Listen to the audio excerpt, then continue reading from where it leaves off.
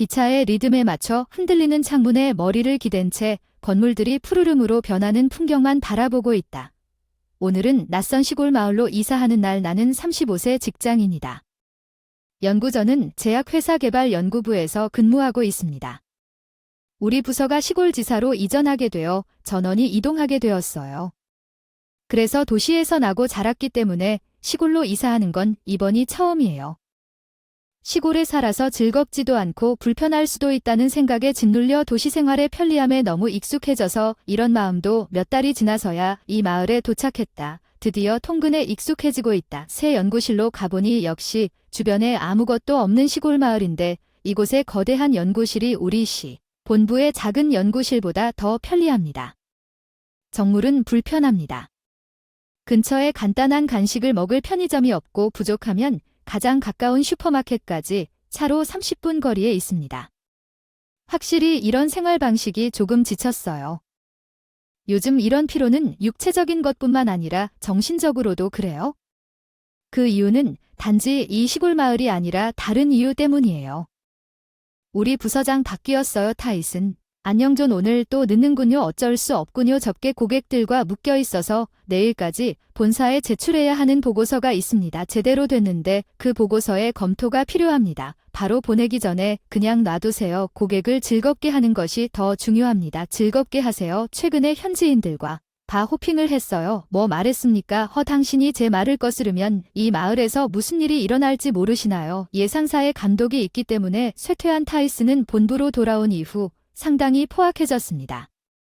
그는 놀랍도록 조용했습니다. 특별히 능력은 없지만 무해했습니다. 환경의 변화는 사람의 본성을 드러냅니다.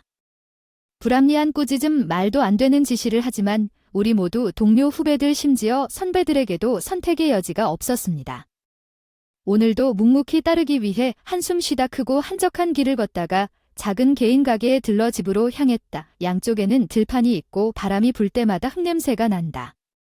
근처에 야식을 먹을 편의점도 없다. 퇴근 후 이 가게를 방문하는 것이 내 일상의 일부가 되었습니다.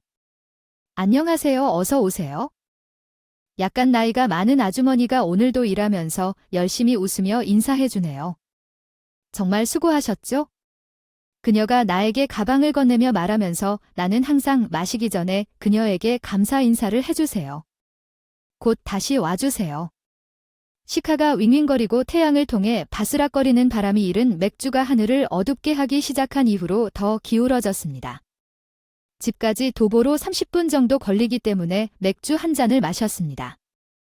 방금 샀어요. 캔 열 때 기분 좋은 소리가 나서 한숨 쉬고 한숨아 잘 됐네요. 요즘 생각이 많이 나네요. 매일 연구하는 것도 즐겁지만 이렇게 외진 시골까지 올 가치가 있을까? 타이슨 쓰네요. 그의 데이즈는 동네 사람들과 술집을 다니며 종종 와서 직장에 쓸모없이 타이슨을 감싸고 그의 부당한 분노를 참아내며 쉬는 날에는 연구에만 집중하며 하루를 보낸다. 존이야, 미안 내가 늦잠을 잤어. 거기 타이슨이야. 안녕. 오늘 타이는 안 올 것 같은데 그 사람은 숙취가 있어서 미안 지금 가는 중이야. 그냥 일을 그만두고 괜찮아. 요즘에 보고 있던 일 좀 쉬는 게 어때? 피곤할 것 같아. 오늘은 좀 쉬어. 내가 할 일을 다 처리했어. 동료들의 조언을 듣고 마지막으로 결근한 날은 결근하기로 했는데 이제 어떡하지? 더 이상 졸리지도 않고 카드를 열자 생각에 햇님 산이 눈에 들어오네. 산이 갑자기 영감을 얻었어. 빨리 배낭에 수건과 물을 챙겨 들고 산행을 떠난다. 여기 와서 이런 일은 처음이다. 맑은 공기로 우울함이 바뀌고 청춘의 기백이 닿는 데까지 가보려고 계속 걸었다. 풀이 바스락 거리는 흙소리 속에 으아 떨어지는 소리 같은 소리가 들려왔다. 그 소리를 향해 달려오는 것은 무엇인가? 그 속에서 여자를 발견했다. 너덜너덜한 상태가 바닥에 웅크리고 와 현장에 울려 퍼지는 내 외침. 괜찮아 나 살아있니? 일어나줄래? 계속 부르짖어 필사적으로 내 목소리에 응. 여자는 천천히 눈을 떴어. 여자가 눈치챘을 때 나 도망가는 듯 약한 목소리로 속삭였어. 난 괜찮아. 그 여자 억지로 일어나서 말했어. 부드러운 목소리로 발목을 손으로 잡았어. 발목이 좀 아프지? 제발. 배낭에서 구급상자를 꺼냈어. 그리고 연고랑 붕대 좀 꺼냈어요. 응급처치를 할게요. 연고를 발목에 바르고 물린 가발을 부목으로 삼고 거기에 지금 해야 할 붕대로 감았어요. 너무 감사합니다. 소리가 들리더니 위에서 미끄러져 내려오는 내가 보더니 여기로 웅크리고 있었어. 위쪽 길에서 미끄러졌는데 어느새 가까이 있는 여기로 미끄러져 내려왔어. 그녀는 계속 나를 생각하고 고맙다고 우연히 지나갔어. 고마워. 제 이름은 마리아예요. 저는 존이에요. 괜찮다면 병원에 데려가도 돼요. 부탁드려도 혼자 걸을 수 있게 해주세요. 아야, 아직도 고통스러워서 걸을 수 없잖아요. 억지로 하지 말고 땀 냄새가 좀 풍겨도 상관없어요. 그리고 그녀가 내 등에 올라올 수 있도록 쪼그려 앉았어요. 마리아는 머뭇거리며 올라탔어요. 당신이 나를 위해 이 모든 일을 하고 있다는 게 믿기지 않아요. 미안해. 걱정하지 말고 배낭을 배로 받치고 천천히 산을 내려와서 여러 가지 이야기를 나누며 마리아도 도시에서 이사했고 오늘은 새 일을 시작하기 전에 이 산을 방문하기 위해 하루 쉬었습니다. 특히 도시와 농촌 생활의 차이점에 대해 이야기를 나누다가 결국 우리의 대화는 더 개인적인 주제로 바뀌었습니다. 당신은 그 큰 연구소에서 일하십니까? 네, 그녀는 놀랐습니다. 저는 우리 부서가 본사에서 옮긴 후 여기로 이사했습니다. 잠시 다른 질문을 하더군요. 직업은 어떤가요? 새 직장에 익숙해졌지만 사실 우리 상사가 최근에 성격이 바뀌어서 많이 힘들었어요. 이사하고 나서 상사가 어떻게 변했는지 마리아에게 말하게 됐어요. 국방부 최고위급인 것처럼 부하 직권을 무시하고 회사 돈을 써서 접대를 사칭하고 현지인들과 다 호핑을 하게 된 사연이 이렇게 나와 있다. 일이 있어서 실수로 의도한 것보다 더 많은 것을 나누었습니다. 마리아가 조용히 들었더니 힘들다고 하더군요. 요즘 과분해서 기분이 우울했는데 오늘 산에 와서 기분이 상쾌했어요. 이제 모두와 함께 일하는데 집중할 수 있을 것 같아요. 들어주셔서 감사합니다. 이야기를 나눈 후 나는 그녀를 조용히 산 아래로 데려가 산기슭에 있는 작은 병원으로 데려갔습니다. 그녀는 택시를 타고 집으로 갈 수 있다고 약속했기 때문에 떠났습니다. 이미 끝났다는 것을 깨달았을 때쯤에는 기다리면 그녀가 도움이 될 것이라고 생각했습니다. 저녁 오랜만에 기분이 상쾌해졌습니다. 마리아의 미소를 생각하면 다음 주 집에 가는 길도 상쾌해졌습니다. 후배들을 돌보고 타이슨을 대신해 일하며 생활은 여느 때와 다름없이 이어졌습니다. 이곳에서의 생활과 작은 시골의 따뜻함이 나에게 커졌습니다. 시골 마을의 친절함은 도시에서는 흔히 볼 수 없는 것입니다. 그러던 어느 날 갑자기 회사를 빼먹고 하이킹을 갔다는 것을 알고 본부로부터 전화를 받았습니다. 해고될까 봐 불안해 도시로 향했다. 오랜만에 우뚝 솟은 고층 빌딩을 보니 살다 보니 설렘이 느껴지지만 공기에는 여러 가지가 뒤섞인 것 같아서 코가 막히고 심장이 쿵쾅거린다. 무서워서 본사 CEO 사무실을 방문하면서 몸을 움츠렸습니다. 회사에 들어갈 때 실례합니다. 웃으며 인사했습니다. 안녕하세요. 오랜만이군요. 존 살이 좀 빠졌나요?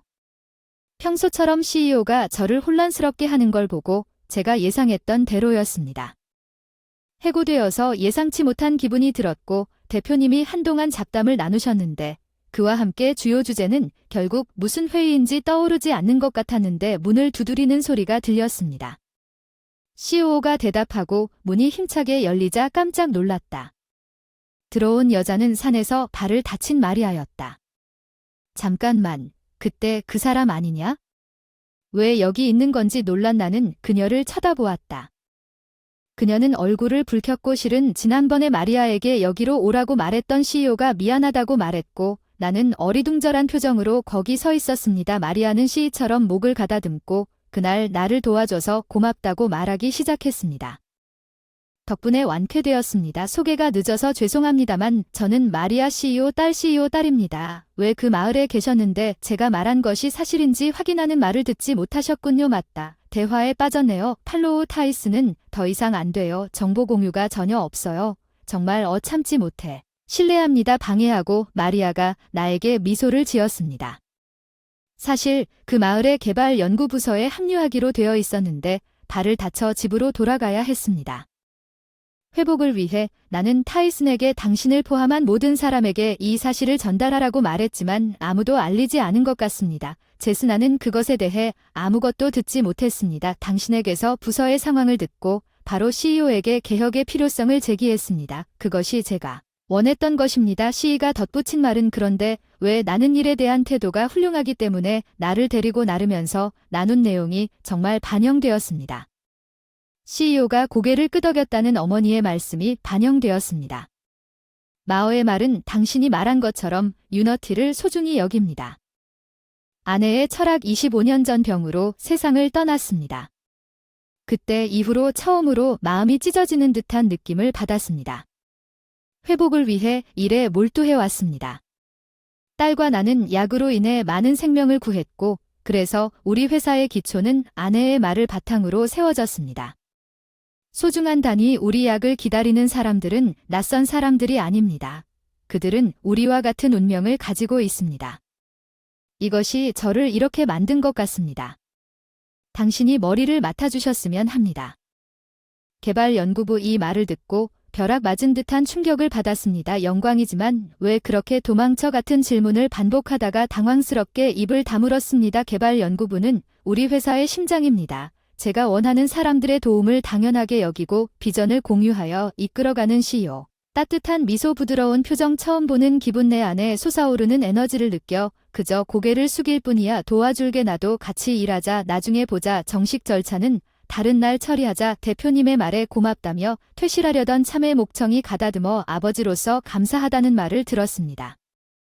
딸을 도와주셔서 정말 감사합니다. 일이 바빠지겠지만 시간이 나면 제대로 감사 인사를 드리고 싶습니다. 대표님 천천히 고개를 숙였습니다. 그러지 마세요. 고개를 들어주세요. 저는 사람으로서 누구나 할 일을 했을 뿐입니다. 내 말을 듣던 사장님이 천천히 고개를 드러내 눈을 바라보며 다시 한번 고맙다고 말했다. 나는 CEO에게 인사하고 마리아와 함께 사무실을 잘 나갔다. 그리너리로 이사하던 날이 생각나는데 그때와는 다르게 지금은 마리아가 내 옆에 있었고 앞으로 중요한 개혁의 사명이 있어서 바쁘겠지만 적어도 상관만 따라다니던 시절은 이제 안녕 열정을 느꼈다. 내 안에 솟아오르고 따뜻해지는 느낌 오랜만이야. 신입사원 때부터였을지도 모르지 사람들에게 도움을 주고 싶어서 이 직업을 선택했고 CEO라는 인물이 그려지는 이 회사가 아닐까 하는 생각이 들었습니다. 옳은 선택이었는데 이제는 그 선택을 검증하는 것이 아니라 올바르게 만드는 것임을 깨달았습니다. 앞으로도 남을 위해 연구에 매진하겠습니다.